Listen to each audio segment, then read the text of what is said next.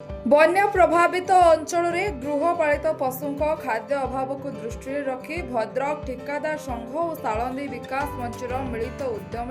चांदबारी block Madhopur panchayat बन्यांचल में गोखाद्य बंटन कर सेवा कार्यक्रम में भद्रक ठेकेदार संघर सभापति कुमुद महापात्र एवं सालंदी विकास मंचर अंबिका दास नेतृत्व में स्वेच्छासेवी मैंने बन्या प्रभावित ग्रामगुड़िक पहुंची गोखाद्य बंटन करते। बन्या जोगु पशु खाद्यर संकट देखा सहायता पशुपालकों बेस उपकारी होता स्थानीय लोके प्रकाश करछन्ति। मोर कर्मकर्ता सब अच्छा सेक्रेटरी अच्छा कैशियर अच्छा कर्मकर्ता सब अच्छा एवं आमे विगत दिन में 6 तारीख दिन आम तीईटीर सुखिला खाद्य देइथिलु चूड़ा चीनी गुड़ बिस्कुट पानी सब आम बंटन करूँ एवं 5 तारीख दिन आम देइथिलु। आज आम भाविलु एठी माने